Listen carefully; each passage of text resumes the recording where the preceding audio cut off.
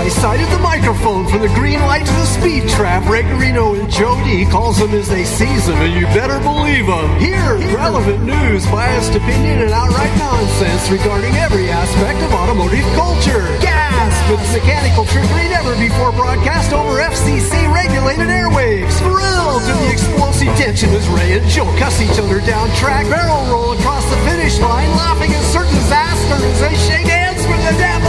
All that and so much more at high noon this Sunday on the Motormouth Radio Hour. Call in and speak live with the Wizards of Speed and the Live Feed, Ray Garino and Joe D. Bring the whole family. Kids under 12 get in free every Sunday at noon on WHPC. Take the Hempstead Turnpike to the Meadowbrook Parkway and look for the no parking on the expressway and no express service on the Parkway sign. Go right on Highway 24 to Garden City. $2 all-day parking includes pit pass.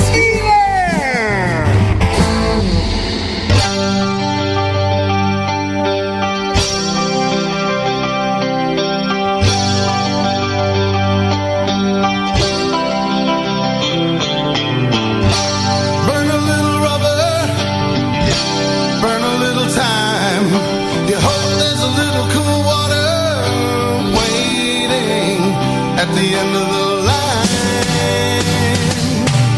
line. All righty, you are listening at the beginning of the line on Long Island's only automotive talk show, Motormouth Radio, with your host, Ray Guarino, co-host, Wingman and XO. Me, just me. The Joe other guy, D. the wingman, the executive officer, the guy that keeps holding up something, waving at you when First something goes in wrong. charge, yes. my moral compass of such in the studio. And our guest who we're playing. We got a full house today, huh? Bill Carberry and his grandsons, Tristan and Mason, today. And, of course, we're playing the Radiators.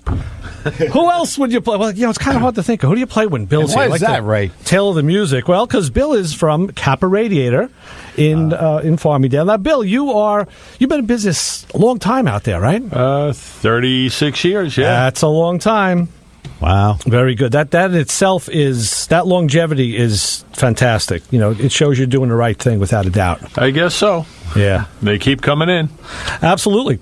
Now, you got a company move coming up, right? Are you doing some stuff? Yeah, I've been working on moving into a larger building right down the block. Been working on the deal for quite a while, and it's been a roller coaster ride, a lot of highs and lows, and just keeps getting closer and closer. Right. So I'm hoping in the next month or so I should be in that new building. So you'll be out of the current building altogether. Correct. I noticed something when I came down to pick up that gas tank from you last week with Mike. I was showing him the picture you have of your shop, which I think was fantastic. Because I said to him, independent of that, I was across the street because I work at that shop now part-time. And I said, boy, I came back from 7-Eleven. I said, we got to line up. We have enough cars in this shop to line them up. And I thought, just like Bill did. And they say, right, imitation is a sincere form of flattery. Yep. So I showed Mike that picture, and I said, I looked at it a little closer. I said, the shop's identical. There's an office to the right, and then 3 bays. I'm like, it's even the same architecture. It's like, yeah. So we may have that live on in perpetuity. We may keep your legend alive. Okay. At least where that's concerned. All right. And of course, we'll call you to bring a car down and throw one of yours there. Sure, that's how I put that photo of the shop together. I brought down friends and employees and relatives and just got that whole picture going to promote the old car business. Excellent. And you've had that picture for quite a long time as well. Yeah, I think it's about 15 years ago now I took that picture. Yeah. Nice. Well, now, I thought of something this morning. I was reading Hot Rod Magazine. And, of course, we know where I was reading it, right? In the bathroom. Yeah. And now they've gone to this whole, the bent of they're covering a lot of cars that are more resto mod stuff, which is fine. I mean, that's my world. But a lot of cars that are like almost track cars, like stupid horsepower in these cars. 800 to 1,000 horsepower engines. And competition autocross suspensions. I mean, real top level stuff. And I'm thinking, my God, this hobby is changing again. Now guys, I guess, with the big bucks, that's what they're building. And they're going to some of the big builders to do this.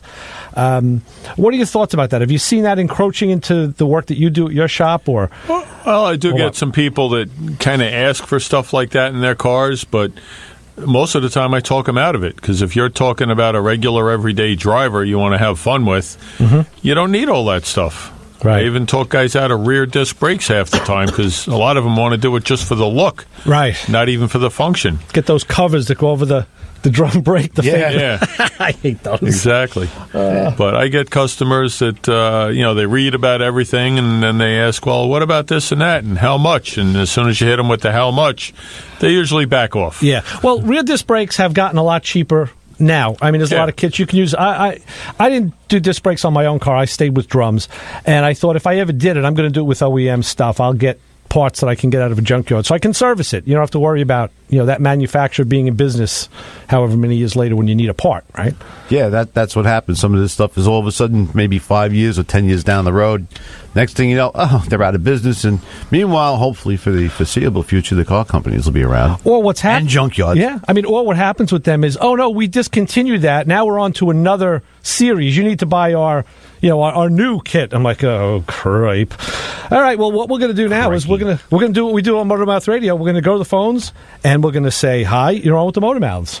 Hey, good morning, Ray. Good morning, Joe. Hey, guys, how you doing today? Brock, how are you? You're What's on going with Bill and his grandsons from Carberry. Hey, fantastic. I got a question for Bill, talking about radiators. The question comes up when you're doing a restoration or you're in a high heat area like we are out here.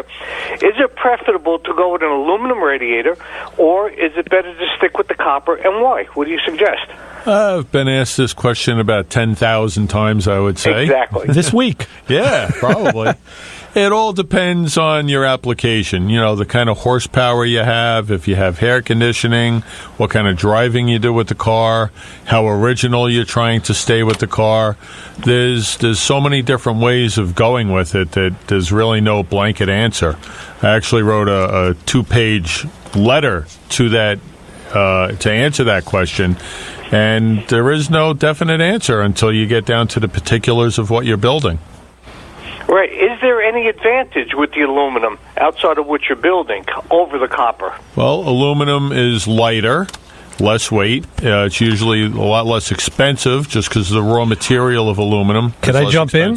Sure. Also, like you've seen, a lot of it's less expensive because of where it comes from. True. You can get aluminum radiators that are imported, very, very inexpensive. You can get aluminum radiators made here in the country. More money, definitely better quality. Also depends on the appearance you want. If you're going all high-tech and billet and show under the hood, then you might want aluminum just for the looks. If you're trying to keep everything more original looking, then you go with the copper brass radiator, so it looks original, but I can build the core that puts out anywhere from 20 to 60% better cooling with your same tanks and brackets, so it looks original. Mm-hmm.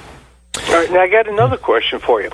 When you mentioned about import radiators with the aluminum, the question comes up is that a lot of these inexpensive radiators are put together with epoxy as opposed to being welded, right? Is there any truth to the story that the epoxy is less efficient than the aluminum welded? Well, that's something that's put out there by a lot of people that try to tear down Griffin radiator. Griffin uses epoxy on their radiators after they weld it. They weld the radiators together, then they put in the epoxy as an extra. And Griffin's been doing that for many, many years, and everyone else tries to tear them down on that, but it's false information. Okay. So it really makes no difference one way or the other as far as the cooling capabilities or the efficiency of the radiator itself. Well, the epoxy doesn't hurt the radiator at all. That just adds to the longevity. Copper brass does disperse heat a little bit better than aluminum, but with aluminum, you can use larger tubes and thinner material. So because of that, it will cool off better than the copper brass. So there's pros and cons, 6 of one, half a dozen of the other. I can tell you this, Bronk. I did use Bill to rebuild my radiator for my Pontiac, and he did just what he said. Put in bigger tubes, and I tell people this all the time because I always preach it, and I try to get I want to have a number, but I don't have it, so I just say a crap load more fins. I kind of say it a little different usually, and I don't know how many more fins that are in there. Bill, maybe you can clarify that, but I know you explained to me that is where your heat transfer takes place through those fins. The tubes move the water, but the fins dissipate the heat, and it does. It works great. It was fantastic. Yeah, I had the president of the local Oldsmobile club complain to me that now he doesn't get enough heat out of the car because the engine runs too cool. Wow. And that's with a copper brass radiator. Right. Something I also heard, talking to different guys out here, with the aluminum, it does anticipate the heat as efficiently as the copper. So what they're doing out here is that they're cutting back on the antifreeze and adding more water, right, to anticipate the heat better. Do you agree or disagree with that? Yeah, water will transfer the heat better than antifreeze, but if you... you're in an area where you don't have to worry about freeze point, so that's fine. You could run 20, 30, 40% antifreeze, and you're fine. Around here, even if the car's garage, you got to worry about it freezing. Right. Right. But if you thin out the antifreeze with more water, it will transfer the heat better. And you get better cooling capabilities. That's also. Yeah, the heat travels out of it quicker. Mm-hmm. It's almost like, imagine antifreeze is like a thick oil, like gear oil. You wouldn't put gear oil in your crankcase. You have all different viscosities. Yeah, okay. If you're burning oil. Yeah. All right, there's another thing that we do out here, which when I speak to some of the guys back east, we're in a 5,000 altitude, very dry, very low humidity, right? And with the bright sun, so the cars tend to run a lot hotter in the summertime than normal, especially the Chevys for some reason. What we're doing out here is putting in a 160 thermostat and drilling three 3/16 holes around the perimeter of the thermostat to keep a water flow going. And we're finding out that and I find it works for me too, is that the cars are tended to run a little bit cooler. Have you heard of that out there? Mm-hmm. Yeah, we've done that in certain cases. Also, that way you get water flow through the radiator immediately. And it'll, if you do have a running hot problem, it'll just take a lot longer before it runs hot.